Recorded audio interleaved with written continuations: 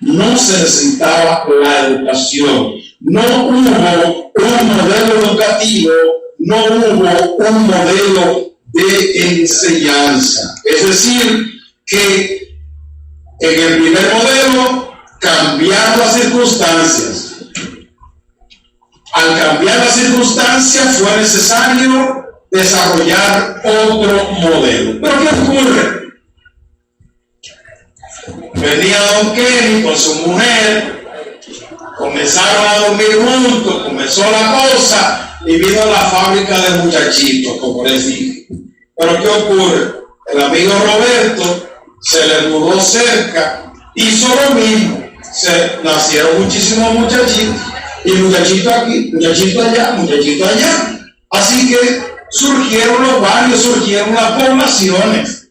Surge entonces una familia más que sedentaria, una familia que se va a tener que emplear a fondo porque va a primar que la ley del más fuerte. La abuela duraba un año tejiendo un mantel con unas agujetas y un bollo de hilo. La profesora que nosotros teníamos nos ponía la tarea y se fajaba en enredar hilo y enreda el año entero para producir un abriguito, para producir un zapatito de bebé, para producir un gorrito para que el bebé no tuviera frío. Un año entero. Así que llega un momento en la etapa del desarrollo que comienzan a nacer inventos. Se inventa el teléfono, se inventa la nevera, se inventa el ferrocarril, se inventan las máquinas para hacer de todo. Y entonces ya no hay que hacerlo uno a uno. Por ejemplo, en la fábrica de salchichón, que usted le mete a la máquina por una punta, le mete el cerdo, le mete la vaca y por la otra sale envuelto y todo el salchichón, digo, el salami, ¿verdad? Hay que usar la palabra más fina. Y ya no es una sola máquina, entonces te da mucho. Esa es una etapa distinta. ¿Por qué?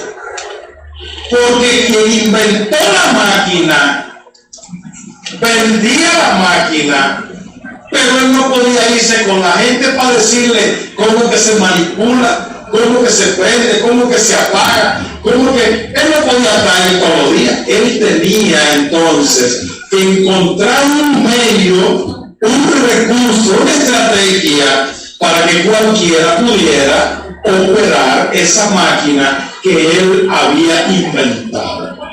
Así que en el siglo XIX nace lo que se llama la sociedad industrial. Muchos barrios, muchas gentes y la producción en serie, eliminando la producción individual. Ahora bien, ¿ustedes creen que de Boca, el inventor de la máquina que está allá en Londres, en Inglaterra, y le compran máquinas en Francia, en Alemania, en los Estados Unidos, en España, él podía estar detrás de cada industria para manejar la máquina? No, él necesitaba un medio, un manual para explicar cómo funciona esa máquina, el mantenimiento que hay que darle, las cosas que hay que hacer para que esa máquina funcione. Ahora, para hacer eso, había que saber leer y escribir, sí o no. Sí, cambió la sociedad. Así que el modelo económico de producción industrial obligó, parió, produjo el nacimiento de la escuela. Noten ustedes que un maestro parece una máquina. Yo solo hablo para todos ustedes, igual que la máquina. Una sola máquina produce muchos productos terminados, ¿verdad? Entonces, así es la escuela. la escuela en que usted estudió, la escuela en que yo estudié, la escuela en que usted trabaja, la escuela en que yo trabajo, es una escuela industrialista. Pero ¿qué ocurre? La sociedad no se detiene. La sociedad no se detiene. Y el modelo de desarrollo económico en este momento ya no es industrial, porque estamos en una sociedad postindustrial. ¿Cómo? Sí.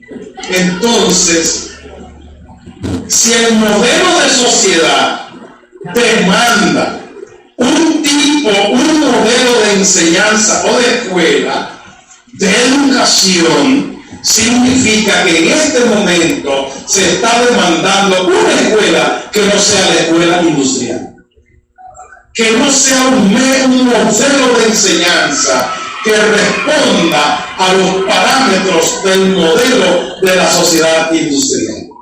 Y ahí es donde pienso yo está el problema.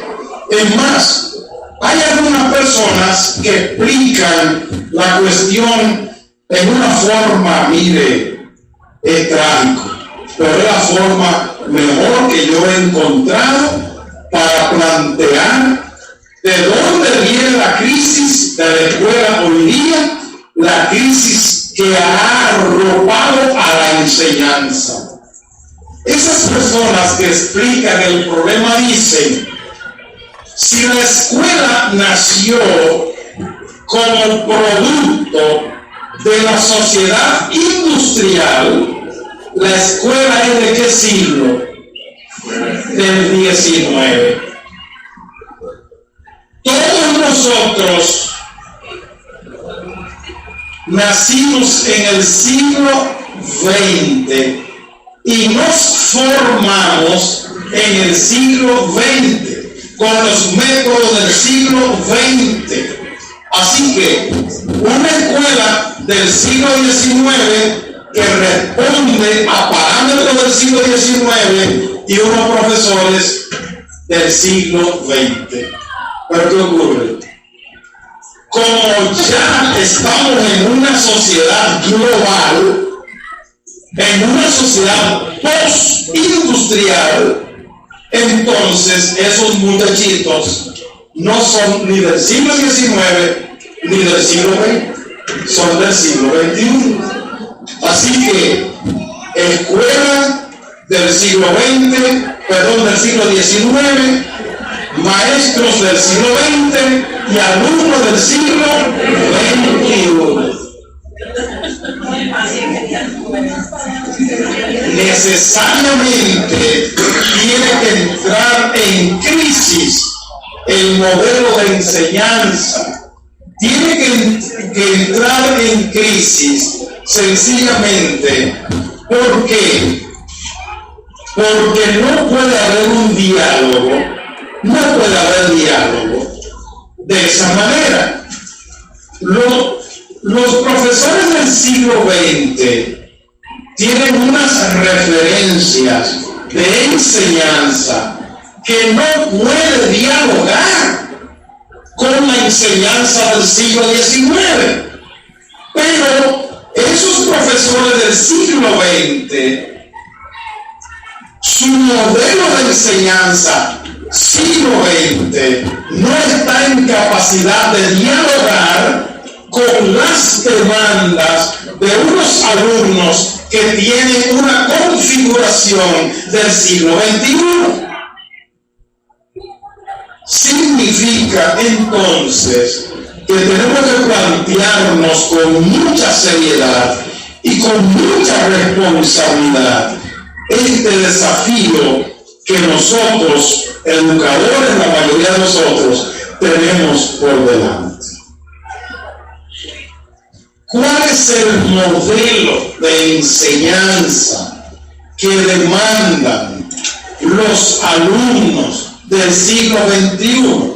Una enseñanza que responda a los criterios y a los parámetros del siglo XXI.